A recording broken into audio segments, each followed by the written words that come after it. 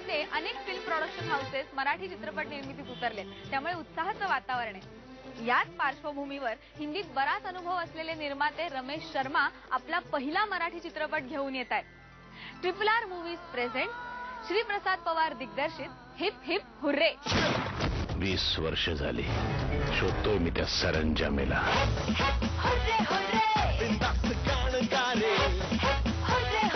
अजूनही ती तशीच आहे, भरलेल्या पापलेट सारखी।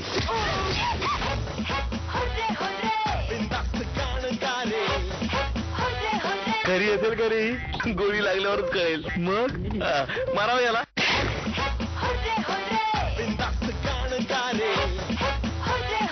दररोज श्रीमंत होण्याची स्वप्न पाहणारे दोन बेरोजगार तरुण हाय क्लास तरुणींच्या प्रेमात पडतात आणि समोर उभं राहतं या तरुणींच्या पूर्वजांचं एक अनपेक्षित सत्य। प्रसाद ओक, पुष्कर श्रोत्री, मंगेश देसाई, विजय चव्हाण, शरद पोंक्षे, अविनाश नारकर, किशोरी अंबिये, स्मिता गोंदकर आणि लालन सारंग अशी तगडी स्टारकास्ट या सिनेमाला लाभली आहे। आई कशी आहे? कधीतरी माझी सुद्धा चौकशी करत चला ना। अरे हो, पण आईच नसती तर तू असतास का? किती द्यायचे? आतापर्यंत किती दिलेत? काहीच नाही। मग आता किती देणार? काहीच नाही। मग आई कशी आहे? जय फॅशन शो। फॅशन शो म्हणजे छोट्या छोट्या कपड्यातल्या मोठ्या मोठ्या मुली। लाईफ तेरी मस्ती भरी, हंगाम धमाल, नो वरी, स्टाईल माझी एकदम सही, हँडसम मेरे जैसा चोरा नहीं। एक खूप चांगला कमर्शियल कॉमेडी असा हा चित्रपट आहे आणि खूप दिवसांनी फ्रेश कॉमेडी करायचा एक्सपिरियन्स मिळाला मला या चित्रपटादरम्यान। आणि यातला रोल एवढा छान आहे, म्हणजे हा पिक्चर टोटल एवढा चांगला आहे की मी 3.5-4 वर्षाच्या माझ्या मोठ्या केसांवर होते ते माझे केस कापले मी या चित्रपटासाठी, एक वेगळा लुक मिळावा म्हणून। आणि ओव्हरऑल सगळं प्रोडक्शन खूप रिच आहे।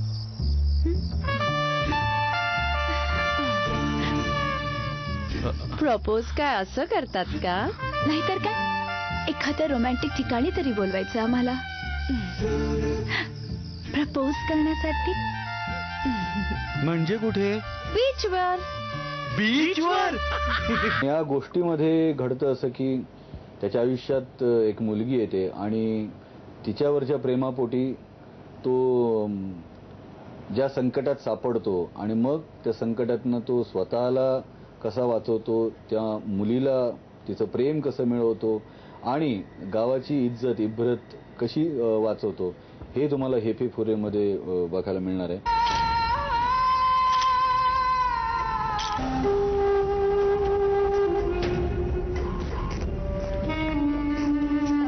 इंस्पेक्टर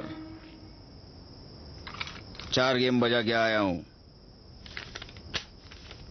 अरेस्ट मी। या फिल्म मध्ये सगळे अँगल्स आहेत, सस्पेन्स आहे, ऍक्शन आहे, कॉमेडी तो इज टू गुड। आणि प्रसादजी आणि पुष्करजी त्यांची कॉमेडी टायमिंग तरी सांगण्यासारखी आहे, म्हणजे लाजवाब। जास्त मला सांगता येणार नाही माझ्या रोलबद्दल, कारण त्याच्यामध्ये बराच असा सस्पेन्स एलिमेंट आहे, तर ते कव्हर किंवा ते सेफ ठेवून मी एवढंच सांगेन की हा सगळा चित्रपट त्या सस्पेन्सला सोडण्यामध्ये जी धमाल होते, मस्ती होते, जे इमोशन्स इन्व्हॉल्व असतात, हे आपल्याला बघायला मिळेल।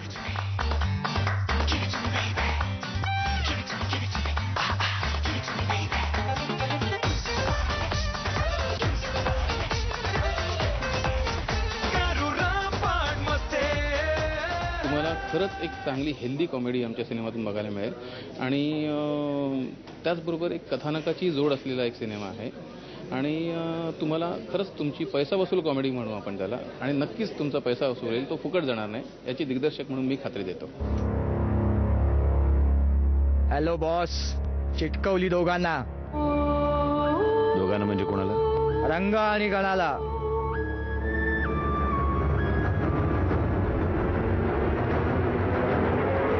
हे दोघं कोण आहे? मुलांची शाळा हाच त्याचा स्टुडिओ, मुलांचे नैसर्गिक आवाज हे त्याचं रेकॉर्डिंग आणि शनिवार रविवार 4 तासांचं वर्कशॉप हेच त्याचं शूटिंग शेड्यूल। सिनेमाच्या तथाकथित व्याकरणाला छेद देत एक पटकथाकार शाळेतल्या मुलांबरोबर सिनेमाचं नवं व्याकरण शोधतोय। हा स्क्रीन प्ले रायटर म्हणजेच अमोल गुप्ते। तारे जमी परचा हा क्रिएटिव्ह डायरेक्टर या उन्हाळ्याच्या सुट्टीत लहान मुलांसाठी घेऊन येतोय स्टॅनली का डब्बा. कौवा चला हंस की चाल.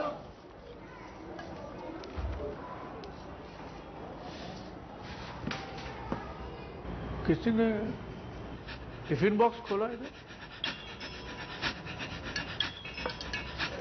मुझे बटाटे वड़े की खुशबू आ रही है. किसने डब्बा खोला?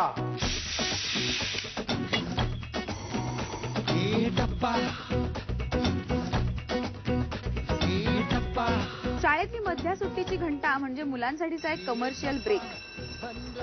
या मधल्या सुट्टीत ही चौकडी आपापले डबे उघडून एकत्र येते आणि मग रंगतो एक धमाल चित्रपट स्टॅनली का डब्बा. या चित्रपटात 5 गाणी असून शंकर महादेवन, सुखविंदर सिंग, शान अशा स्टार सिंगर्सनी एकही पैसा न घेता ती गायली आहे. छोट्या ताऱ्यांच्या या कॅनव्हासमध्ये दिव्या दत्ता, दिव्या जगदाळे, अमोल गुप्ते यांच्याही महत्वपूर्ण भूमिका आहे.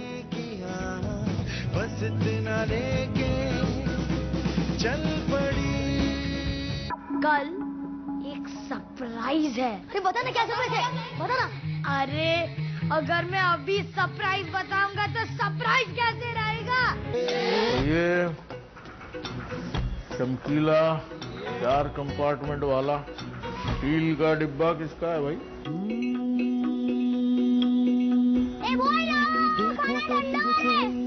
लज्जत भरा पिटारा, थपथपाते हाथ का कमाल प्यारा प्यारा. स्टैनली, मैं तुमसे बात कर रहा हूँ. नजर ऊपर, ऊपर देख. चल, चल, बाहर निकल, गेट आउट.